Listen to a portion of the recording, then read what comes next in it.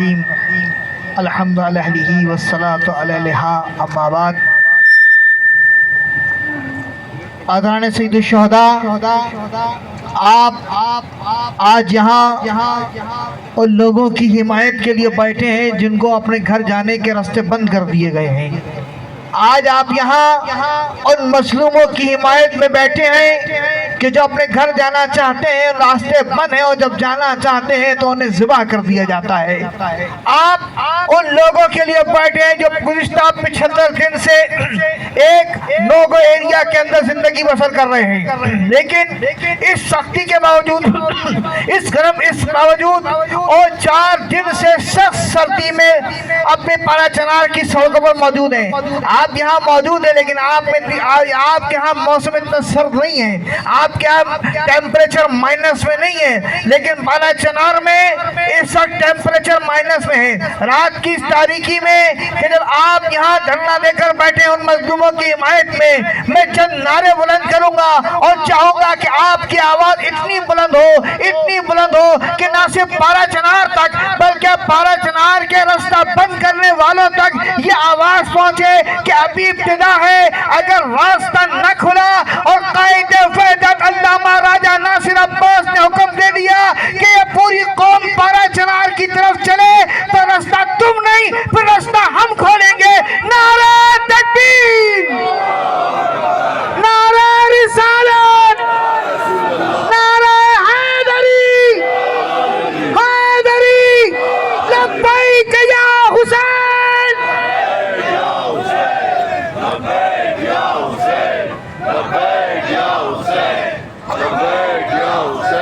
تم سمجھے تھے کہ راستے بند کر کے ان کے دلوں میں سے علی کی محبت مٹا دو گے تو تم بھول گئے.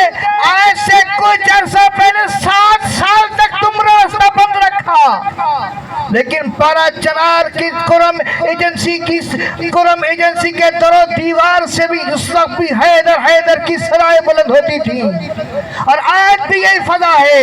لہذا، اور میں نے اس سے پہلے بھی مظاہرے میں عرض کیا تھا کہ جب بھی اسرائیل کو پسپائی ہوتی ہے تو پارا چنار کا محاذ کیوں گرم کیا جاتا ہے؟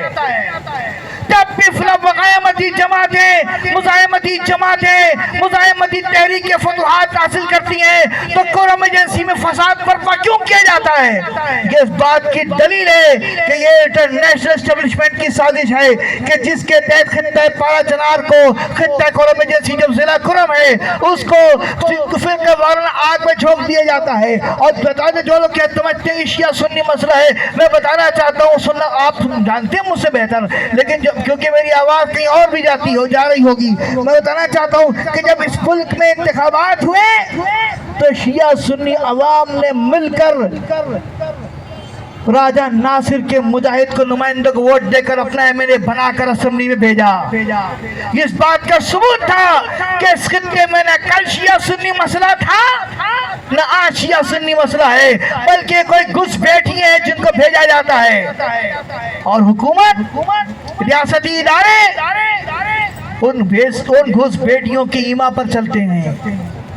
پاکستان میں کے پی کے کی گورنمنٹ اس وقت بہت سے لوگ کہتے ہیں کہ آپ ان سے امید کیوں لگا رہے ہیں؟ ہم نے کبھی کسی ادارے سے امید نہیں لگائی اس طرح سے.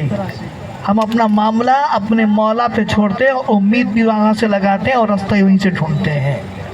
لہذا، اور یہ جو باتیں کی جا رہی ہیں کہ ویپن دے دو، اسلحہ دے دو، میں پوچھنا چاہتا ہوں جن صاحب نے یہ بات کی، میں پہلے پوچھنے کا آپ کی حیثیت کیا ہے جو آپ اس ملت سے بات کریں جو بانیان پاکستان کی اولاد ہیں، جنہوں نے پاکستان بنایا تھا؟ آپ کو یہ تمیز نہیں رہی بات کرنے میں کہ ہم اس کے ماننے والے ہیں جس کا لقب ابو تراب ہے. ابو تراب کے ماننے والے اپنی مٹی سے غداری نہیں کیا کرتے. ہم نے لاشیں اٹھائے، جنازے اٹھائے، پاکستان زندہ باد کا نعرہ لگایا، اور لاشیں اٹھاتے رہیں گے، لیکن یہ نعرہ لگاتے رہیں گے. لیکن جن لوگوں نے آپ کی فوجوں پر بمباری کی، آج آپ ان کی زبان بولتے ہیں، ان کے لہجے میں گفتگو کرتے ہیں، ان کے انداز میں ہم سے بات کرتے ہیں. جب آپ کے اندر یہ تمیز ختم ہو جائے کہ محب وطن کون ہے، دشمن وطن کون ہے، تو آپ کو ایسے عہدوں کو چھوڑ دینا چاہیے ہے۔ بس بزرگ علماء کرام تشریف فرمائیں، وہ آپ سے مخاطب ہوں گے۔ میں چند شعر بلند کر کے اپنی بات تمام کروں گا۔ کسی کہنے والے نے کہا نا کہ بے وفا کیا ہے اور وفا کیا ہے، بے وفا کیا ہے اور وفا کیا ہے، یہ بتانے سے فائدہ کیا ہے۔